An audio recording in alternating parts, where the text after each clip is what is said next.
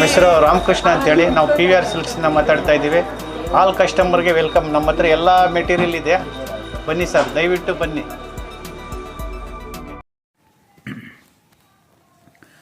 ಆರಿಕುಂಟಿ ಹಾಗೂ ಪಿಲ್ಲುಕುಂಟಿ ಹಾಲು ಉತ್ಪಾದಕರ ಸಹಕಾರ ಸಂಘ ನಿಯಮಿತ 2023-24ನೇ ಸಾಲಿನ ಸರ್ವ ಸದಸ್ಯರ ವಾರ್ಷಿಕ ಮಹಾಸಭೆಯ ಗೌರವಾನ್ವಿತ ಸಂಘದ ಅಧ್ಯಕ್ಷರು GR ರೆಡ್ಡಪ್ಪ ರವರ ಅಧ್ಯಕ್ಷತೆಯಲ್ಲಿ ಮುಖ್ಯ ಅತಿಥಿಗಳು ಎಂ ವೆಂಕಟಪ್ಪ ಹಾಗೂ ಗ್ರಾಮ ಪಂಚಾಯಿತಿ ಸದಸ್ಯರು ಸತೀಶ್ ಅವರು, ವಿಸ್ತರಣಾಧಿಕಾರಿಗಳು GN ಗೋಪಾಲಕೃಷ್ಣ ರೆಡ್ಡಿ ಹಾಗೂ ಕಾರ್ಯಕಾರಿ ಮಂಡಳಿ ನಿರ್ದೇಶಕರು ಅಧ್ಯಕ್ಷರು GR ರೆಡ್ಡಪ್ಪ, ಉಪಾಧ್ಯಕ್ಷರು ವೆಂಕಟಪ್ಪ, ಮಂಡಳಿ ಸದಸ್ಯರು PH ನರಸಿಂಹಪ್ಪ, P ಶ್ರೀರಾಮಪ್ಪ, ಅಶ್ವತ್ಥಪ್ಪ, ಮುನಿ ವೆಂಕಟಸ್ವಾಮಿ, PR ಸತೀಶ್, ಮಂಜುನಾಥ್, ಶ್ರೀಮತಿ ಸರಳಾ ಹಾಗೂ ಗೌರವಾನ್ವಿತ ಸಕ್ರಿಯ ಮುಖ್ಯ ಕಾರ್ಯನಿರ್ವಹಣಾ ಅಧಿಕಾರಿಗಳು ಎಂ ಶ್ರೀನಿವಾಸ್ ಹಾಗೂ ಅದೇ ರೀತಿ ಆರಿಕುಂಟಿ ಪಂಚಾಯಿತಿ ಅಧ್ಯಕ್ಷರು ಎನ್ ವೆಂಕಟರೆಡ್ಡಿ ಹಾಗೂ ವಿಸ್ತರಣಾಧಿಕಾರಿಗಳು, ಗೌರವಾನ್ವಿತ ಉಪಾಧ್ಯಕ್ಷರು ಅಶೋಕ್ ರೆಡ್ಡಿಯವರು, ಗ್ರಾಮದ ಹಿರಿಯರು, ಎಲ್ಲ ಜನಸಾಮಾನ್ಯರ ವಿಶ್ವಾಸ ಪಡೆದ ನಾಯಕರು ಲಕ್ಷ್ಮಣ್ ರೆಡ್ಡಿ ಅವರು ಹಾಗೂ ಕಾರ್ಯಕಾರಿ ಮಂಡಳಿ ಸದಸ್ಯರು ಉಪಸ್ಥಿತರಿದ್ದರು.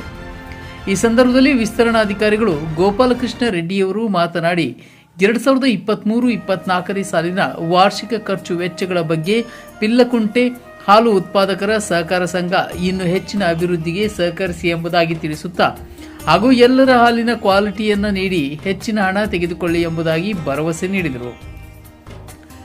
ಈ ಸಂದರ್ಭದಲ್ಲಿ ಪಿಲ್ಲಕುಂಟೆ ಡೈರಿ ಸಭೆಗೆ ಬಂದಿರುವ ಎಲ್ಲರಿಗೂ ಆಡಳಿತ ಮಂಡಳಿಯಿಂದ ಸನ್ಮಾನ ಹಮ್ಮಿಕೊಂಡು ಬಂದಿರುವ ಎಲ್ಲರಿಗೂ ಮುಖ್ಯ ಕಾರ್ಯನಿರ್ವಹಣಾ ಅಧಿಕಾರಿ ಎಂ ಶ್ರೀನಿವಾಸ್ ಅವರು ಸಿಹಿಯನ್ನ ಹಂಚಿ ಶುಭ ಕೋರಿದರು. ಈ ಸಮಯದಲ್ಲಿ ಅಧಿಕಾರಿಗಳ ಸಹಕಾರದಿಂದ ಡೈರಿ ಅಭಿವೃದ್ಧಿಗೆ ಇನ್ನು ಹೆಚ್ಚಿನ ರೀತಿ ಸಹಕರಿಸುತ್ತೇವೆ ಎಂಬುದಾಗಿ ಕಾರ್ಯದರ್ಶಿ ಶ್ರೀನಿವಾಸ್ ಅವರು ಸಭೆಯಲ್ಲಿ ವ್ಯಕ್ತಪಡಿಸಿದರು. నెక్స్ట్ ఇయర్కి మనము ఇదే రీతి ఖర్చులు చేస్తే అంత దుడ్లు ఖర్చు వస్తుంది, అంతే ఖర్చు ఉంటుంది. లేదా వేరే ఏమైనా సంబళాలు ఏమైనా రేస్ అయ్యేది, వేరే ఖర్చులు ఏమైనా ఇతర ఖర్చులు ఏమైనా జాస్తి చేయకూడదు, ఖర్చులు జాస్తి వస్తుంది. ఏం లేదు అంటే అంతే ఖర్చులకి మన నెక్స్ట్ బడ్జెట్కి కూడా అంతే అనుమతి తీసుకుందామని చెప్తారు. టైంలో వేరే ఏమైనా ఎక్స్ట్రా ఖర్చులు ఏమైనా ఉన్నాయా? ఏం లేదా. ರೂಪಾಯಿ 22% ಸ್ಯಾಂಪಲ್ ಹಾಲು ಮಾರಾಟದಿಂದ ನಮಗೆ ಬಂದಿರ್ತದೆ.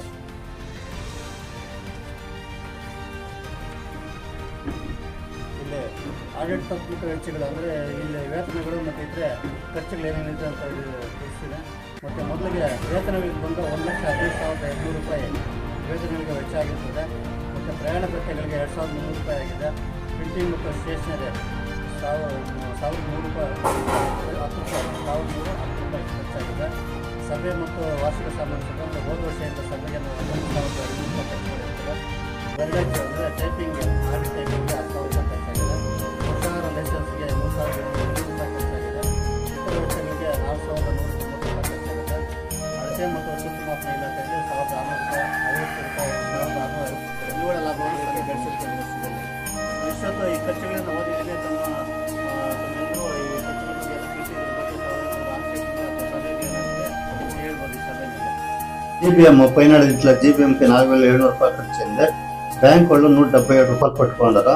బ్యాంక్ వెచ్చಗಳನ್ನು సహకార వారపత్రిక అని చెప్పి 500 రూపాయలు రిజెక్షన్ అయింది. వీళ్ళకి టైపింగ్ ఆడిట్ చేపించకి 12,000 ఖర్చు అయింది. ఇతర వెచ్చಗಳು అంటే వీళ్ళు 5 రూపాయలు బిల్ ఫిట్ చేసికి బ్యాంక్ వీళ్ళు పారెంట్ అనేది అంతా సరే 7,500 అయింది.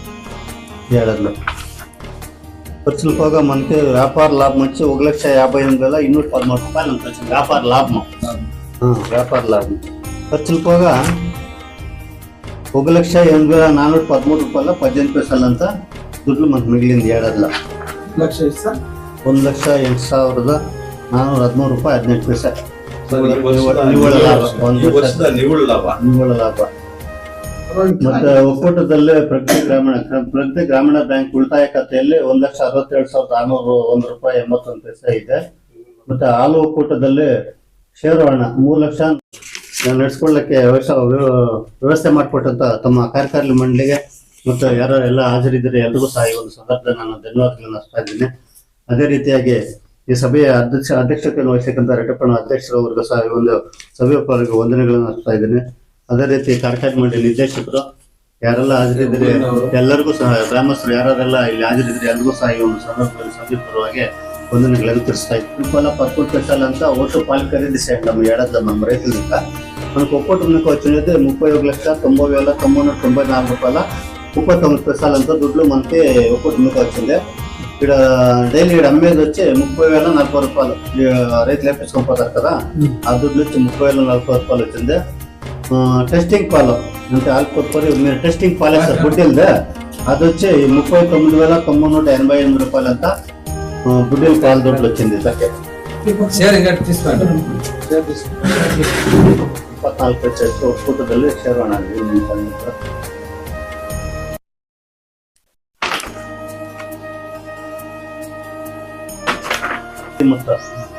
అప్పుడు నిధిని తీసుకుంటుంది 25% వచ్చే ఆపద నిధిని 27,103 రూపాయలు 3 అంత ఆపద నిధికి పోతుంది. సహకార శిక్షణ నిధికి 2% 1,626 రూపాయలు 20 పైసలు పోతుంది. కట్టడ నిధికి 10% తీస్తే 7,968 38 పైసలతో కట్టడ నిధికి పోతుంది. షేర్ డివిడెంట్ వచ్చి 133 రూపాయలు 20 పైసలు ఉంది. సదస్యర బోనస్ వచ్చి 46,528 రూపాయలు 35 పైసలంతో సదస్సులకు బోనస్ చేస్తుంది. దాన్ని డివైడ్ చేస్తే 100కి ₹1.55 పైసలంతా బోనస్ చేసుకుంటున్నాం.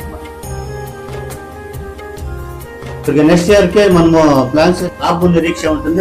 ఖర్చులు ఎంత చేయొచ్చు, లాభం ఎంత రావచ్చు అని అందాజు బడ్జెట్ ముందున వచ్చే అందాజు బడ్జెట్ అంటే ఈ ఏడాదిలో మనకి ఎంత పాలు రావచ్చు, లాభం ఎంత రావచ్చు, తిరిగి నెక్స్ట్ ఇయర్కి ఖర్చు మనం ఏమేమి చేయాలా అని చెప్పి అందాజు బడ్జెట్ మంజూరు చేసుకుంటాం. దానికి ఒట్టికి మనము ఈ ఏడాదిలో ఏం ఖర్చులు వచ్చినాయో దానిపైన ఒక 5% మనము అవరేజ్గా రేస్ చేసుకోవచ్చు.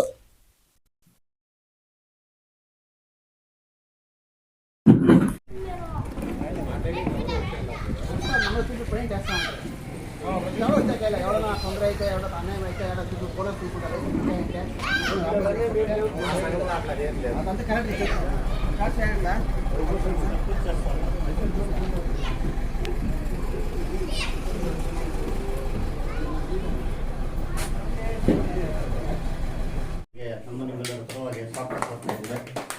ಅದೇ ರೀತಿಯಾಗಿ ಉಪಾಧ್ಯಕ್ಷರು ಹಾಜರಿದ್ದಾರ. ಉಪಾಧ್ಯಕ್ಷ ಆಗತ್ತಂತ ಶ್ರೀ ವೆಂಕಟಪ್ಪ ಅವರು ಈ ಸಭೆಯಲ್ಲಿ ಹಾಜರಿದ್ದಾರೆ. ಅವ್ರಿಗೂ ಸಹ ಸ್ವಾಗತ ಕೊಡ್ತಾ ಇದ್ದೀವಿ. ಅದೇ ರೀತಿ ಶ್ರೀರಾಮಪ್ಪ ನಿವ್ವಳ ಲಾಭವನ್ನು ಸಂಘ ಗಳಿಸುತ್ತದೆ ವರ್ಷದಲ್ಲಿ. ಈ ಖರ್ಚುಗಳನ್ನು ಓದಿದಲ್ಲಿ ಎಲ್ಲರಿಗೂ ಈ ಖರ್ಚುಗಳನ್ನು